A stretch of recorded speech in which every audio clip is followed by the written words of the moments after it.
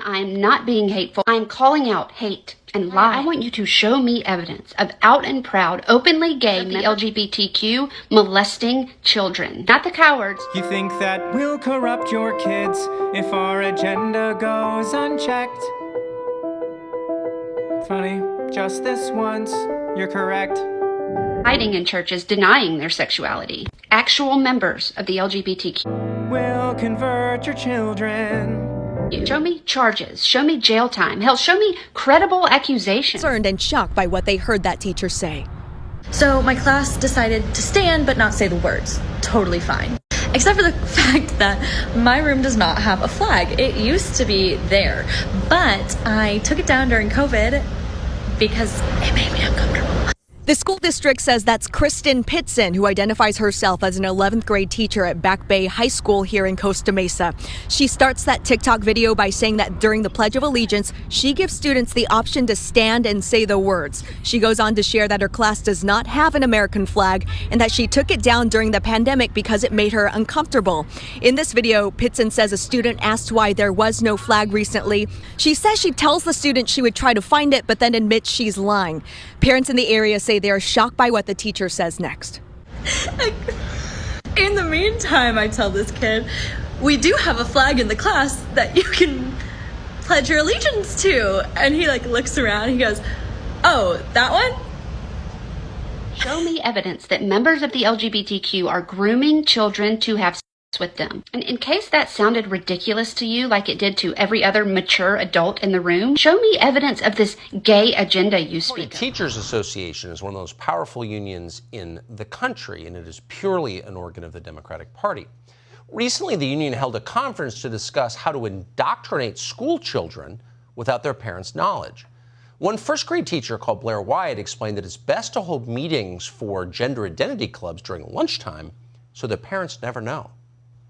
Yes, that lunchtime is kind of that sweet spot where the kids don't need to come early or stay late, and kind of eliminates a little bit of that parent interaction if there are kids who would like to attend, but maybe their parents are unaware that they're interested in participating or unaware that they are out at school. So if you can get it to happen at lunch, that seems like a really good structure to, protect the kids' identities and protect and allow them to attend.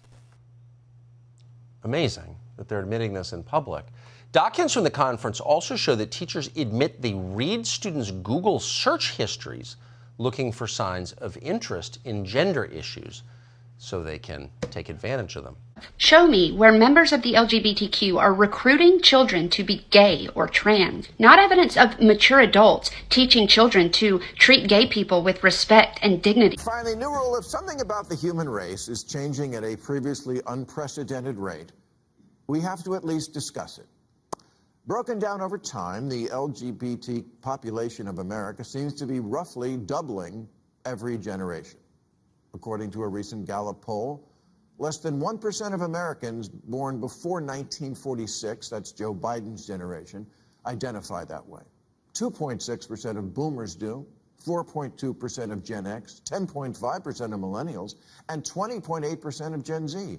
Which means if we follow this trajectory, we will all be gay in 2054. No, I want to study, actual research, conclusive evidence, something that shows, I don't know, that 70% of kids that come out as gay had a gay teacher or went to drag brunch or drag queen story time at a young age. Better yet, conduct your own research and publish it. Prove to us that kids who are around gay people are more likely to come out as gay. Show me some sort of evidence that gay people are turning kids gay. We wouldn't know any of this was happening if it weren't for Abigail Shrier. She broke the story. She's the author of Irreversible Damage, The Transgender Craze, and a very brave person. She joins us tonight. Abigail, thanks so much for coming on, for breaking this story.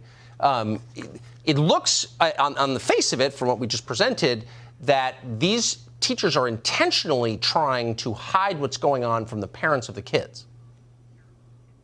That's right. The deception is actually the point. It's explicit. And in fact, in both the reporting I did on that conference you mentioned in October, and then I've since seen more recent videos of the California Teachers Association specifically guiding teachers statewide in deception of parents about the clubs, about the membership, that even at the elementary school level, 8 and 9-year-olds telling them to rename the clubs, things like Prism Club, so that the parents won't know what's going on in the club and won't be able to, supervise. Since when are teachers allowed to get involved in these sex lives of minor children without the knowledge of the parents? That seems like a crime to me. Well, in one of the videos I watched put out by the California Teachers Association, the teachers instructed other educators that children as young as 7 need support in their sexual identity. And they believe it is their job to provide that. And look, if this were a matter of parents coming in and saying their child had a particular sexual or gender identity and they wanted the school to support it, that would be one thing. But instead, what the California Teachers Association is doing is they are deciding how to recruit students to these clubs, how to coach them in solidifying this gender identity or sexual orientation identity. And they're doing this by deceiving parents, specifically telling teachers how to keep the existence of the clubs and the membership from the parents. Speech that isn't hateful at all and definitely never encourages violence. Or teachers teaching equality and empathy and respect, anything that I've asked for, I'm going to need you to shut the fuck up about people like me, because you are demonizing an innocent population of people with your own ignorant, uneducated opinion. Members of the LGBTQ are not harming anyone. But what's incredibly personal to me is that I have children, and I will be goddamned if I'm going to let you groom them into thinking that I am evil, or that my friends and my loving community are pedophiles. You are wrong, and you are a hateful, hateful bigot. Until you can prove the bullshit you're saying, shut the fuck up with your baseless, harmful, dangerous accusations. We're coming for them. We'll convert your children. Happens bit by bit, quietly and subtly, and you will barely notice it. You can keep them from disco, warn about San Francisco, make them wear pleated pants, we don't care. We'll convert your children. It wasn't that long ago when adults asked a kid, what do you want to be when you grow up? They meant what profession? Because this kind of nonsense spreads. And the teachers, look, this is not members of LGBTQ doing this. I want to be really clear about that. These are activist teachers. They are looking to peel the children away from the values of their homes and supplant those values with their own. I'm just saying that when things change this much, this fast, people are allowed to ask, what's up with that? All the babies are in the wrong bodies? In the wake of America about to lose abortion rights, the ACLU recently tweeted a list of those who would be disproportionately harmed by this. You would think women might top that list?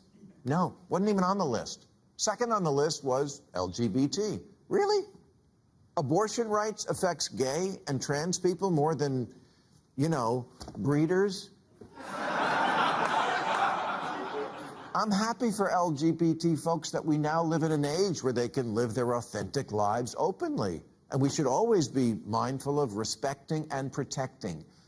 But someone needs to say it. Not everything's about you.